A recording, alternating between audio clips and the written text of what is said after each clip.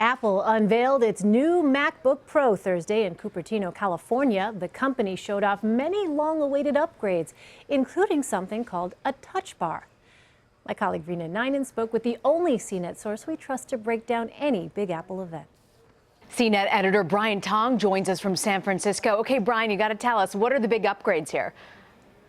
Well, the biggest thing really is with these new MacBook Pros, it's this all-new feature called the Touch Bar. Think of that top row on your current computer that normally has like the function keys, or you change the brightness and volume control. That is going to be replaced by this OLED Touch Bar that changes depending on the application you're using. So if it's photos, you can even see some of your photo collection on there and scroll through it. If it's something like mail, you can respond from those keys. But it's kind of a touch bar that adapts to the application you're using. I think it's really interesting. It comes down to how much will we really change our behaviors. They showed people using it with some of these higher end pro apps like Photoshop and Final Cut Pro. Again, it's kind of Apple's answer to the fact that they don't have an actual touchscreen laptop. They're putting some sort of touchscreen functionality in there. Overall, the machine looks great, a lot of improvements, but at the same time, it's not like I need to get this thing right now. Okay, that's good to know. And for the third straight quarter in a row, Brian, we've seen year-to-year revenue decline for Apple. Explain what's going on here. What it is, it's a combination of things. Look, the iPhone isn't going to be continuously breaking records nonstop. That trend has changed, and let's be honest, there's a little bit of iPhone fatigue, especially since they released a similar looking model for the third straight year in a row. And then you also have their iPad sales have declined. The Apple Watch it's one of the better selling smartwatches, but it's not doing gangbusters. So right now, Apple's kind of in a lull. They released these new MacBooks. That's going to help them some. But even looking forward into the future, they do project things to lift up again. But this is, like you said, the first time like an overall revenue decline. That is something to look at. But I'm not going to say that Apple's in trouble right now. They're still making around $100 million every day. So I think they're going to be okay. Do you think there's a little nervousness about iPhone 7 sales? For sure, for sure. The reception was, it's a nice phone. It's not a great phone. People weren't, they're actually benefiting more from the bad press of the Galaxy Note 7 than the fact that the iPhone 7 is a nice upgrade, but it's not a gotta-have upgrade. And I think a lot of people in the tech world and even general consumers want to be convinced, like, I've got to have this. And the iPhone 7 didn't necessarily do that for everyone. Okay, and Brian, just a couple days ago, Microsoft held an event as well. Got a lot of people excited about their new desktop computer, the Surface Studio. What's cool about this desktop?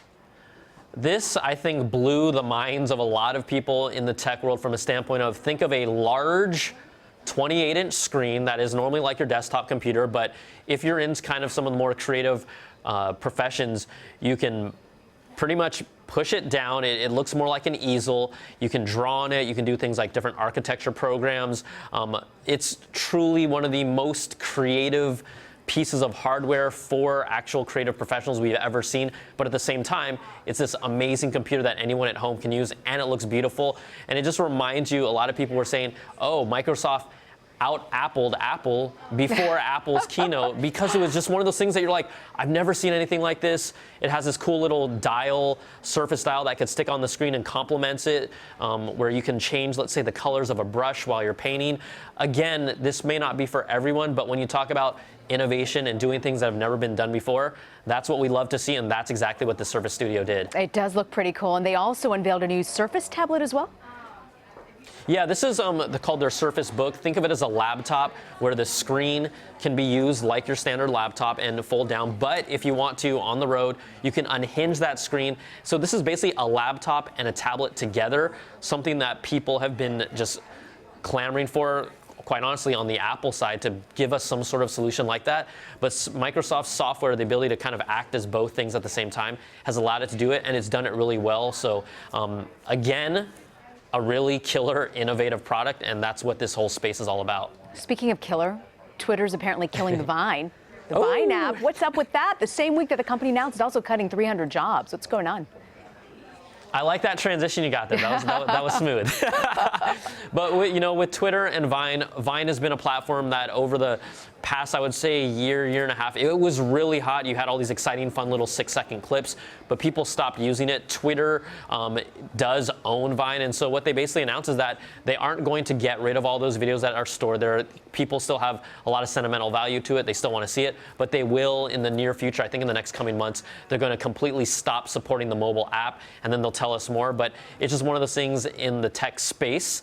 There are a lot of platforms that rise fast. They also fall fast. Not everyone stays around forever. You can't always be the king. And Vine had its nice run, but its time has come and gone, and it's done. It's done.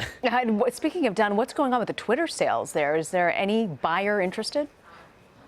Not right now. You know, there were a lot of rumors of different companies scooping them up, but the problem with Twitter is, although they're this huge platform, they still have an issue with making money off of its users and growing. But at the same time, they're worth roughly around $20 billion, and there's not a lot of companies that can just say, hey, I want to buy you for $20 billion. So I think that's their biggest issue. So what are they doing? They're cutting some of the fat. They're cutting down some of their staff. Roughly, these cuts could save them, you know, around $50 to $100 million per year. But they're trying to come up with new ways to be relevant and to make money at the same time and grow their audience. So this is kind of what they have to do. All right, I hear you. Brian Tong coming to us from CNET. Thank you, Brian. Thanks a lot.